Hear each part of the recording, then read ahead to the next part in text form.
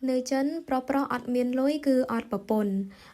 ai tha đồng bọn nhầm nơi ní cứ chất sắp tới 80% rồi bông bồn cứ bẹp nắng á bông bồn đồng bọn nhầm nơi ní cứ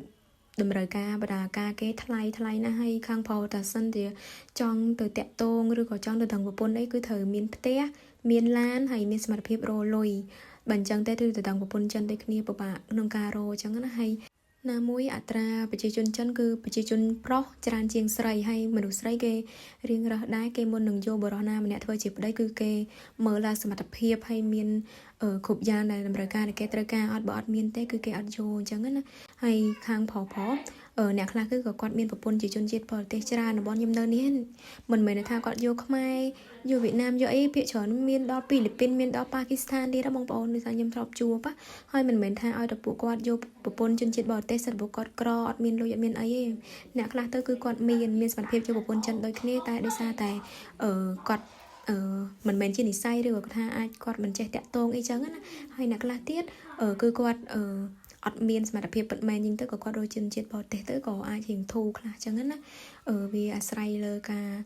និស័យការរស់នៅរបស់គ្នាចឹងហើយគាត់ថាជនជាតិចិនប្រុសគឺតម្រូវការគេនៅចិនគឺធ្វើតែបែបហ្នឹងហើយមួយទៀតមិនមែនជនជាតិចិនសុទ្ធតែមានលុយមានអីគ្រប់បែបយ៉ាងបងប្អូនមានអ្នកខ្លះក៏គាត់អត់មានអ្នកខ្លះក៏គាត់មានចឹងទៅដោយសារប្រទេសចិនធំហើយតាមតំបន់អីចឹងអ្នកខ្លះក៏គាត់រស់នៅតាមជនបទអ្នកខ្លះក៏គាត់រស់នៅទីក្រុងតម្រូវការគេខ្ពស់អីចឹងណាហើយខ្ញុំឃើញយុវវ័យនៅចិនគឺគេខំប្រឹងទាំងប្រុសទាំងស្រីខំប្រឹងរៀនប្រឹងធ្វើការហើយអ្នកខ្លះទៅគឺអត់ចង់មានគ្រួសារទេគឺហើយម្នាក់គឺខ្លាចក្នុងការមានគ្រួសារព្រោះពេលមានគ្រួសារទៅត្រូវមានកូនមានអីបន្ទុកច្រើនចំណាយខ្ពស់អីចឹងណាហើយអ្នកខ្លះទៀតគាត់គិតថាគាត់នៅម្នាក់ឯងចាំខ្លួនឯងរស់ហើយស្រួលហើយខ្ជិលចង់មានប្រពន្ធកូនខ្ជិលចង់មានប្តីមានអីចឹងគឺយុវវ័យភាគច្រើនគឺអញ្ចឹងស្បីថាម៉ាក់ក្មេកខ្ញុំគាត់ធ្លាប់ប្រាប់ដែរថាឥឡូវពិបាករកកូនភាសាណាគឺពិបាកមែនតែនហើយបើពុកម្ដាយខាងប្រុសវិញគឺភាគច្រើនគាត់អត់ចង់ឲ្យកូនគាត់ពិបាកខំប្រឹងរកស៊ីទិញផ្ទះទិញអីទុកឲ្យទិញឡានទិញអីចឹងទុកឲ្យកូនប្រុសរបស់គាត់ទៅដើម្បីស្រួលរកប្រពន្ធឲ្យកូនគាត់ចឹងទៅហើយអ្នកខ្លះទៀតគឺគាត់អត់មានសមត្ថភាពចឹងទៅកូនគាត់ខំប្រឹងរកដល់ខ្លួនឯងចឹងទៅវា